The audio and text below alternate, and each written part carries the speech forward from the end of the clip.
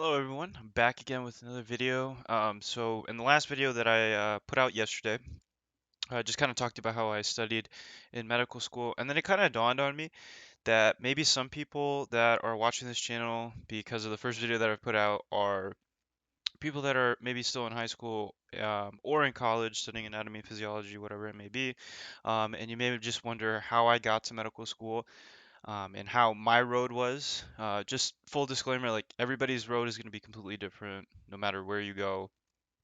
Your individual journey is not going to look exactly like mine, and that's okay. You know, it shouldn't look exactly like mine. There were things that I wish I did better, and there were things that I think I did pretty well. But this is just kind of a video to show you how I did it. Maybe you can take some pearls from this and some good advice from this. As always, don't forget to like, comment, subscribe. Any constructive criticism that you have or anything that you think I do well or don't do well, please let me know down in the comment section below. Let's get started. All right, high school. For high school, the big thing I did was I just really focused on what college I would actually kind of click with, that I would actually gel with. Does the atmosphere and the culture in that college kind of fit with me? And that's really just something that you're gonna really figure out with, excuse me, you're really gonna figure out with like a college visit. College prestige, in my opinion, and the things that I've seen on Reddit and talking to other pre-meds and people that have gone to medical school now is that college prestige isn't as important as you may think it is for medical school admissions, but it is a factor, right? It's pretty much a factor no matter where you go. College name recognition does matter, but it's not as important as you may think it is. So but the big thing that I would say is keep in mind the amount of tuition that you're going to have to pay for your college. It may actually be better to attend your strongest state school with a good number of scholarships, maybe even a full ride, than an out-of-state school that has maybe more quote unquote prestige, but you're going to be paying like 30 to 40,000 more a year. That debt will add up, especially when you think about the debt that like medical school and if you're watching this, maybe you're a dental, wanting to do dental, or maybe wanting to do pharmacy school, or nursing, or PA, whatever it may be. Um, Graduate school, especially in the medical field, is expensive. I pay about $50,000 a year in tuition for my medical school. The only scholarship I've ever gotten for medical school was a $5,000 scholarship towards my first year. I haven't gotten any others since because there's really not that many, right? But you can get a ton of scholarships for undergrad. So I would recommend trying to save as much as you can on tuition now. And your state school is probably going to be a really good school anyway. In my state school, there was a MD program in-house, so they had their own school of medicine, um, and they were really good, and they were world renowned basically for some of the things that they did in the medical field. Again, that's just my 2 cents. If you have the chance to go like Ivy League or something, absolutely take that. I think that's an amazing thing. But for the vast majority of people, you're probably thinking, should I go to like an out-of-state school somewhere in another state that may look better on an application, or do I stick with my own state school and pay a lot less in tuition and a lot more scholarships? But this is also true in reverse. So like if you get a lot more scholarships for a school that is out of state and you think it might be a little bit of a better fit and maybe a little bit better for your pre-med career, I would go ahead and take that. You know, that's just entirely up to you, but this is how I viewed it. Utilize a good ACT and SAT score, whichever one you take. These really leverage yourself for good scholarship opportunities and really just admissions in general, right? It can really just do wonders for you. I'm sure everybody probably knows that already, but just don't forget to also list your extracurriculars. That was something, and to do your extracurriculars. You know, I really lacked on extracurriculars, but thankfully it was just applying to my state school as an in-state resident that has lived here in that state my entire life, so it didn't really affect me as much. But for those of you that may be thinking about applying to a stronger school, extracurriculars I hear are really important. Um, and I, as a anybody that's in high school right now, use AP classes. They are amazing.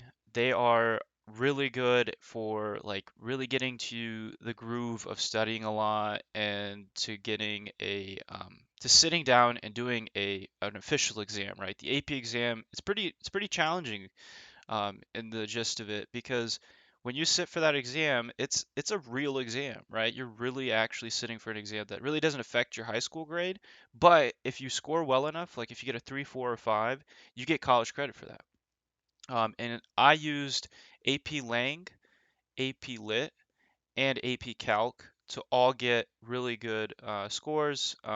Obviously, I studied a lot for those, and but I think the amount of work that you do for those AP exams really correlate well with how much money you're actually saving because you're substituting those classes and you're taking them out from your college experience because you don't really need some of these classes. Like literature isn't really that important in the grand scheme of things when you're pre-health, pre-med, pre-dental. But again, it's also good to write, obviously. But the big thing is that and taking college classes in high school save you a ton of money. And they also kind of open up your schedule, so it makes it easier for you to focus on the classes that really matter, like biology, chemistry, immunology, and the like. Okay, now moving on. You've made it to college. Congratulations. But now here's where the kind of hard stuff kind of goes through in all this. The first thing any freshman would take, and I took, was general chemistry 1, 2, and general biology 1 and 2. Because I took AP Chem, I did not get a good enough score in AP Chem, I will be honest.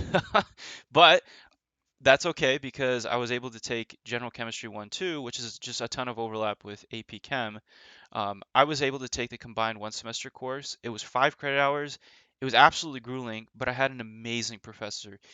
He was an absolutely amazing professor. He was funny, made class enjoyable, and he really just wanted you to feel like you can come to class and actually learn really well.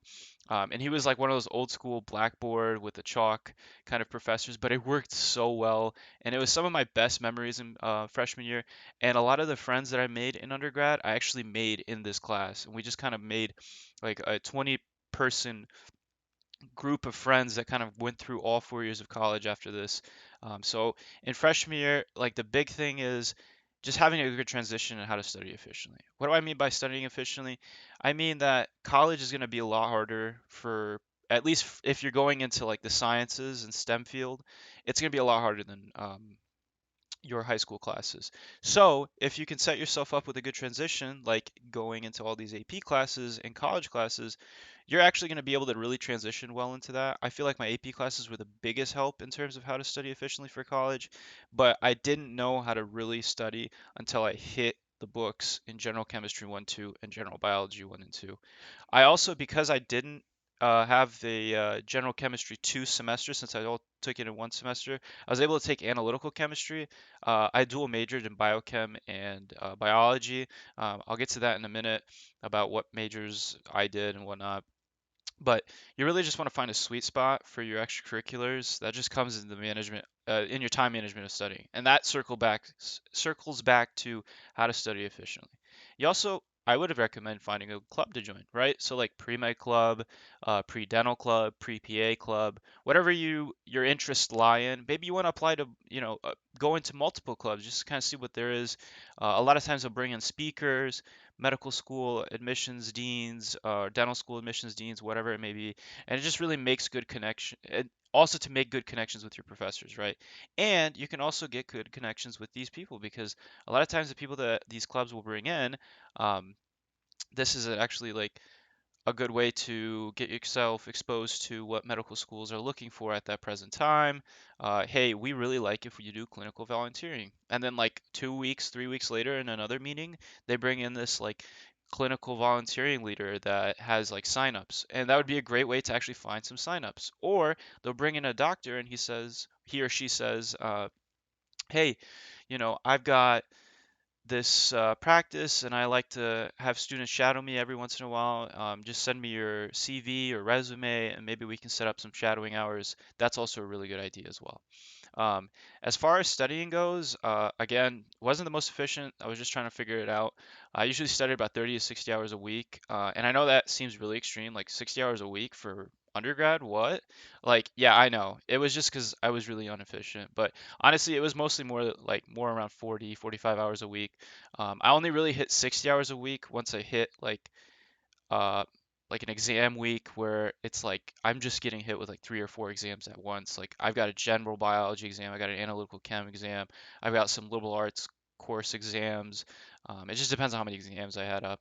And I was at a liberal arts state school, so they did want us to take a decent amount of liberal arts courses. I mean, I didn't necessarily mind it, but there's just some courses that you really don't need. But I did like taking courses like American Poli Sci. That was pretty fun. I love politics, so it's just a nice way to kind of broaden your view a little bit. But some classes are just they really don't matter that much. But just make sure, by the way, just make sure any class you do at least get a good grade in it. Like you can really stat pad your GPA. I know it seems a little unethical to say, but like it's really just a game. Like medical school and dental school and whatever, graduate school you're going to, it's all a game, right? Like you really want to have the best GPA. You want to have the best entrance exam scores. Like if you're taking the GRE, the GMAT, the MCAT, or the DAT, or the PCAT, whatever it may be. You just really want to have the best scores. As far as sophomore years goes, the courses that I took were Organic Chem 1 and 2. This is definitely what we call a weed out class. What is a weed out class? If you don't know this already, it is a class that, there is like, let's say there's at your school 50 to 100 engineering students or pre-meds or whatever it may be. For engineering, I heard it's Calc 1 or it's Calc 2 and 3 that are the weed out classes. But for us in the sciences, it's like pre-meds, pre-dental, whatever it may be, Orgo 1 and Orgo 2 are the weed out classes. So these are the classes that a lot of people are going to inevitably end up either failing or dropping or just saying like, okay, I really don't know if I want to be a doctor. Like this is incredibly hard work. However, if you know deep down in your heart that this is what you want to do, I wouldn't let this class deter you. It is doable. It is doable. It's going to take a lot of that time that you have, that free time, and it's going to really make you like it's honestly going to make you get on the verge of tears a lot. But it is doable, and I utilize the hell out of YouTube. There's so many good OChem review um, channels on YouTube. I think that it's called or Organic Chemistry Tutor on YouTube. Whoever that guy is an absolute godsend for organic chemistry, and I definitely recommend checking him out. If I can find the video or his channel link, I'll drop it in the description below. I also took ecology and evolution. This was something that I had to take for biology, which I'm sure every bio major has to take at some point. This was a pretty cool class. We had like a weird asynchronous kind of class where it's like we had like a round table with about 20 students, and there would be the professor, and then everyone would kind of present. It was really helpful because like it kind of got me thinking about like how to present like scientific data and all that. And I had a really good professor. So, and again, as an aside, rate my professor, absolutely amazing resource. Um, you can really find what professors are actually really good and personable and that actually teach really well. Obviously, not every professor is the same. Not saying that professors are trash or anything like that. I'm just saying that there are professors that do teaching better than others because maybe some don't really care for teaching as much as they do for their research. So, anatomy and physiology 1 and 2. This, in my opinion, I would do for anybody, especially if you're going to like the medical field of any sorts. It really helps you get an understanding of anatomy and physiology, and gets experience in that prior to medical school, right? Like you're gonna hit this hard, right? Anatomy and physiology, that's like the bread and butter of medical school. But I mean, and when I mean hit it hard, I mean like hard. So if you can get any and all experience for anatomy and physiology, it'd be a great way. I should have been a TA for anatomy and physiology, but unfortunately I did not go through with that. And I kind of wish I did because it would have been nice to have some of the anatomy information before I went to medical school. Excuse me. And I got more liberal arts courses, right? Because it's a liberal arts state school. Yeah, whatever. What I did for sophomore year is I just racked up as much clinical experience hours as I could. And I really used my summers in between like freshman and sophomore year, junior year to really work as I worked as a pharmacy tech. While it's like some debate whether that was like clinical or not. I didn't put it as clinical experience, but I kind of wish I did because at the end of the day, it pretty much is, in my opinion. But it is what it is at this point. But also get volunteering hours in as well. But this is the big thing. Medical schools can often tell if you're just like checking boxes off to volunteer or if you actually did it out of love for whatever the field is. So I volunteered at a food bank because my parents are first gen. Well, I'm a first generation American. My parents came here from Eastern Europe. They migrated from, they were refugees from a war, and the food bank was really helpful for them. Like they really got going and put on their feet because there was a lot of help from the food bank in the area that they immigrated to here in the States. And I was just trying to give back. And it really showed me how much work that these people do on a daily basis for the community. I mean, it was really something that I really enjoyed and I was actually really passionate about. And I also did a couple other volunteering things that I was pretty passionate about. I love teaching, so I was a tutor at my undergrad for general chemistry, organic chemistry, and biology. And I was really passionate about that too. I racked out a lot of volunteering hours for that because it was easy for me, right? Like I was passionate about it. I could do those really, on a day-to-day basis. But you really have to know that when you get to a medical school interview or anything, dental school, it doesn't matter, it only serves you best if you're doing volunteering that you're passionate about because they will ask you about that volunteering more often than not. And they can tell if you're being passionate about it or not, right? Like I guess you could fake it, but at the end of the day, like just try to do something good. And in my opinion, it would be good to volunteer in things that you actually enjoy. Junior year, courses that I took, Biochem 1 and 2. I think Biochem 1 is probably the single most important class for the MCAT. So much of the high yield stuff that will show up on your MCAT is testable on there. So like your chemistry and physics, it's gonna have some biochem in there. The biochem section, it's in the name, right? Like it's gonna be a ton of biochem in that as well. Um, as far as Biochem 2 goes, it helped. I thought it helped, but it's not really necessary for the MCAT. There's not as much high yield information as like Biochem 1, and you could probably just self-teach yourself with content review on the Biochem 2 stuff. But things like the glucose pathway, the pentose pathway shunt, any of the metabolisms, protein enzyme kinetics and all that, excuse me, like Michaelis Menten, that's all hit hard in Biochem 1, and it's just covered a lot in the MCAT. For physics, don't take calc-based physics, unless you're actually really confident in your calculus understanding. But even then, the amount of work that the class requires, I would really think twice about it and maybe instead take general physics. My GPA took a small hit. I was sitting at almost a 3.9 and it dropped down to like a 3.8 something because of a couple B's and B plus in physics. And I wish I just took Gen Physics because I could have just probably improved my GPA at the very least. That's just a personal aside, but again, if you're a math whiz, you're probably going to be fine. But that's just my 2 cents. Junior year, this is when stuff started ramping up, like I just said before, but it was really because I started preparing for the MCAT.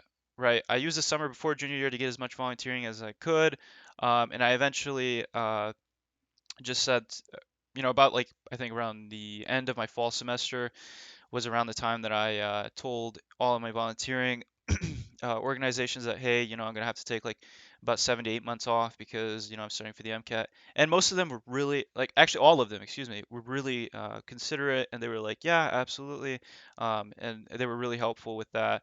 I started preparing for the MCAT in March of my junior year, but I wasn't efficient because of coursework, and I wasn't dedicated to prep until May. So what I mean by dedicated to prep was I was much more focused on like I need to do well in my classes, um, and way too much worried about how I would do in those classes, which obviously is a good thing, but at the same time, I just kind of wish I just took a gap year and used my entire summer for the MCAT because it's such a big test. You're sitting there for almost 8 hours in that exam, like a 7 hour exam, I think, in total. And it's going to test you over everything. Like there is nothing they can't test you over, but I'm going to cover that a little bit later about all the things that I did for it. But really just try to get the best grades possible in your last 2 years of undergrad. An upward trend and good grades in your upper level courses, they're great signs to medical schools that you can actually handle the harder courses And those courses will often be the ones that are hit hard and that you will go through in the blitz that is the first and second year preclinical years of medical school, and any other pre-health, um, pre or not pre-health, any health graduate program that you do like dental or pharmacy as well. The MCAT. Okay, this is the big one, the big kicker. The things I used, Kaplan MCAT 7-book series. They're great textbooks, really good for content review. They're like these end of chapter content questions that really help solidify your content review. They're not indicative of the test at all. They're just really good to like know, either you know it or you don't kind of deal. The UWorld MCAT QBank is the absolute gold standard for MCAT prep, in my opinion. Do as many, if not all, the UWorld questions you can do because those were the things that helped me the most.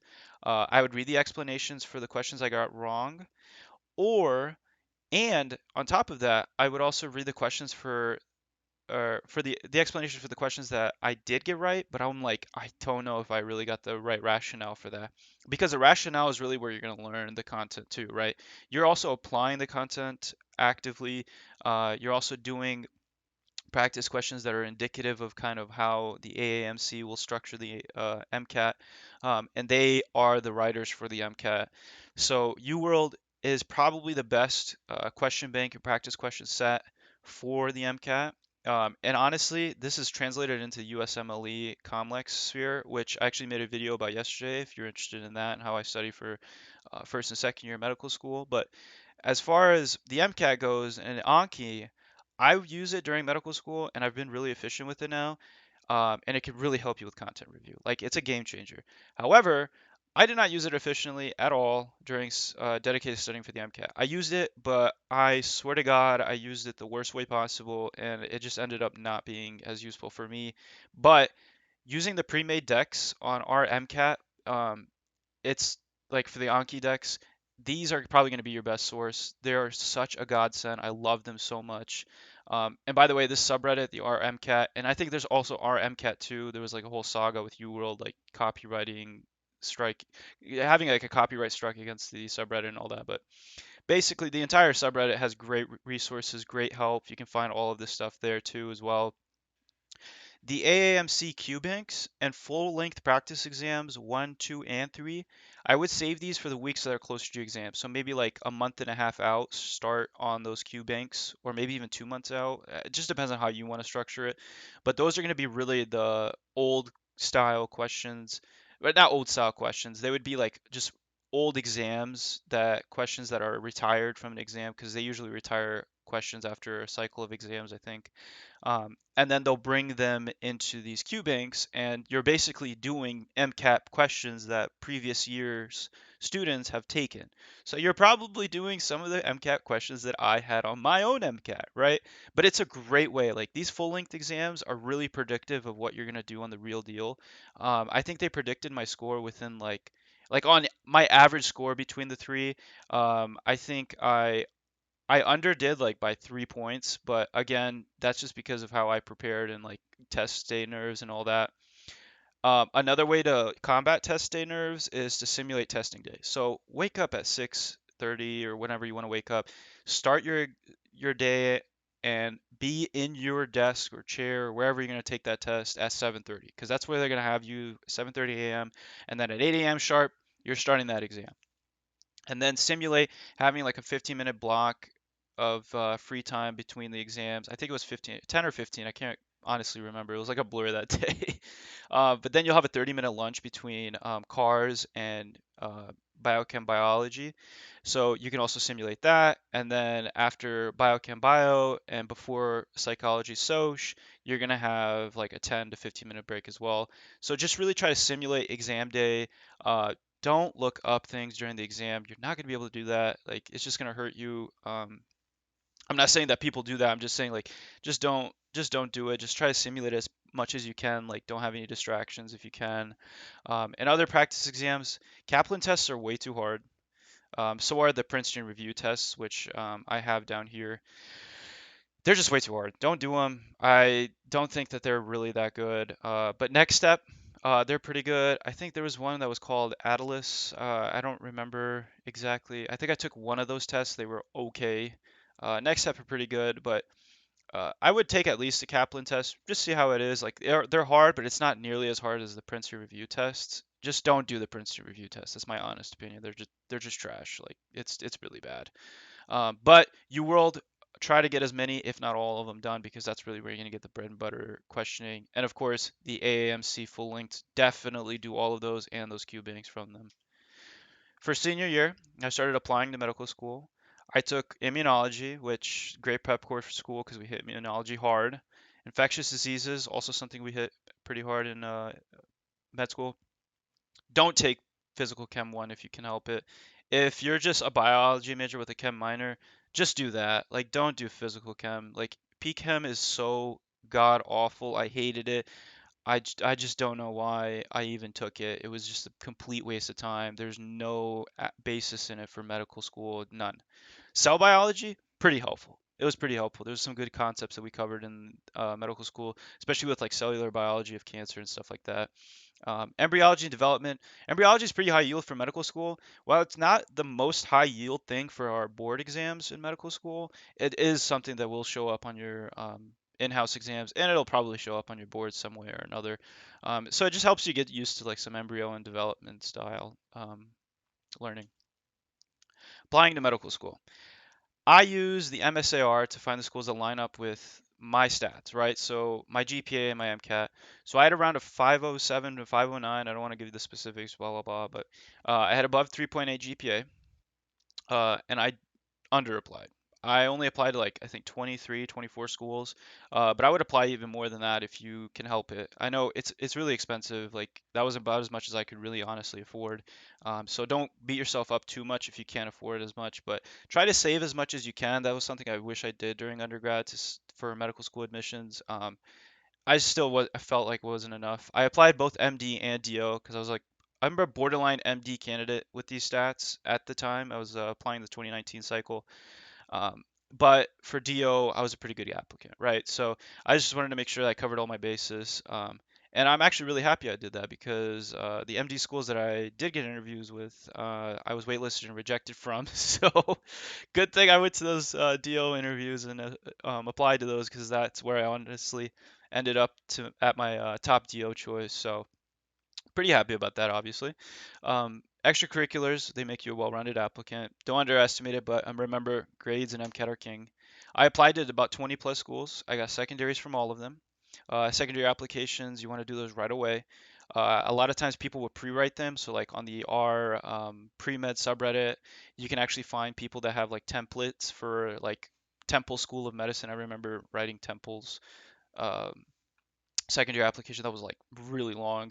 And all the other schools, like they usually carry over the same template. I was rejected from the other 14 plus schools. I did get 6 interview invites. I got 4 DO and 2 MD. And then I got an interview pool thing, and I put LOL what because like what the hell was that? I don't know what the hell was. Like it was just like they put us in a smaller pool of applicants that they would likely interview. By the way, I never got an interview for that, so don't know how much stock you want to put into that. I got 3 acceptances, 2 waitlists, and a post-interview hold. Like what? And I was rejected from the other schools. So I ultimately decided my top DO choice from those acceptances because I was accepted there. And the one waitlist school ultimately rejected me. That was my true top choice. It is what it is. It happens. MD is like just hard to get into, and DO has become incredibly hard to get to now too. It's at this point where I'm just thinking like it's just hard in general, dude. Like medical school is just getting more and more competitive now. But don't let that discourage you. It is doable. If I can do it, you can definitely do it. Like I'm kind of dumb sometimes, and if I could get into medical school, I promise you can too. However, for interviewing, it's like really important. A lot of schools will put a ton of stock into interviewing. Do practice interviews. This was really helpful. My dad really set me up with a lot of practice interviews. He works in a business firm, and he had a lot of people that were really good at interviewing, like directors at his firm, and they grilled me, and it was amazing because like they really put me on the spot and really got me to show some holes in my interviewing. And you got to really familiarize yourself with like standard questions, right? Also, definitely misspelled that, so my bad on that. Have good answers that don't sound robotic. You don't want to sound robotic like you've just rehearsed everything and it doesn't seem like, but you also don't want to seem like you're winging it, right? You got to find that sweet spot. So tell me a little bit about yourself. Why do you want to practice medicine? Why do you want to attend this school? And they're always, almost always, going to throw you an ethical dilemma question, or like, why a Jehovah Witness can't have blood transfusions. What would you do? And if this person denied life-saving medical treatment, what would happen? And then there's the organ donations and all that. Student Doctor Network has, which is we call SDN. That's a really good resource for like getting interview questions that are like from certain schools. So like just search up like let's say University of whatever School of Medicine practice question or interview questions SDN, and it'll kind of pop up like what previous applicants have said about those schools. Be comfortable with yourself. They will know you're nervous, but practice interviews can help with the nerves, so you're not really stumbling on your words way too much. All right, just fun final thoughts because this video is getting pretty long. Sorry about that, but I just try to make it as comprehensive as possible. Just kind of show you my entire road to medical school. It's a hard road.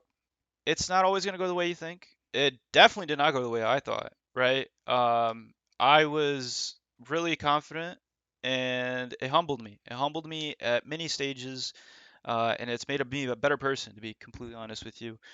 I made the most out of college, in my opinion, but I always made sure to keep my academics in check. I had a good time in college. I found it fun.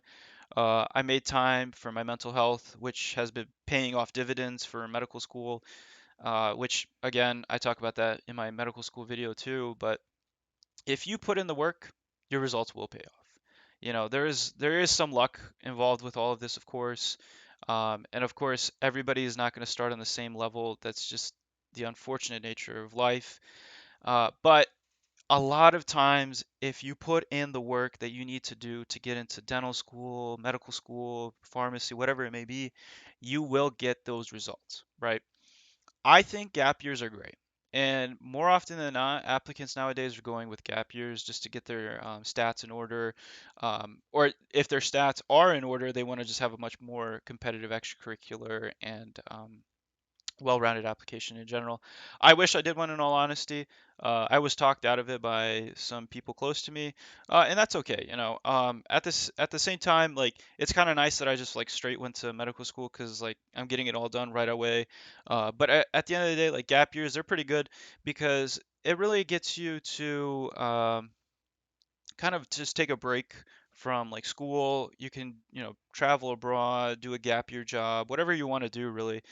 But let's say you are accepted into medical school, and regardless if you did gap year or not, I don't want you to pre-study. Please don't do that. You are not going to do anything useful in that time that you are quote unquote pre-studying for medical school because you are going to blitz through all that information and you're just going to be way more burnt out than your classmates who didn't pre-study are because everyone starts on the same page when you get into medical school and it's all the same content for everybody and it's only a matter of how you're going to react and how you're going to go through about that. And if you are accepted to medical school now and you want to know a little bit more about how I study for medical school, I'll drop the link in the description for that video down below as well as not pre-studying. Just enjoy your time off, right? If you want to travel, see friends, go abroad, just do that. I was able to attend a bunch of concerts before COVID hit. Unfortunately, COVID-19, the pandemic hit during my medical school admission cycle, really late in the cycle, around like March and April. So I started medical school in completely online. It was crazy. It was weird.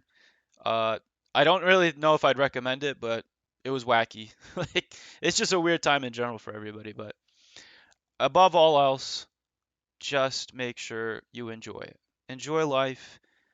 Make time for your mental health. Mental health is crucial. Mental health does influence your physical, your physical health and your performance in general. So just make time for yourself. And that is my journey to medical school. I am now a second year in medical school. I enjoy it. I love it. It is hard. It's disgusting the amount of work that we do. Maybe not disgusting is the word you would put it. Like it's so grueling. But at the end of the day, like I'm doing what I love to do, and I really wouldn't have it any other way. So if you guys found this video helpful, please let me know. Drop a like, comment if you can subscribe. I really greatly appreciate it. And as always, have a great day.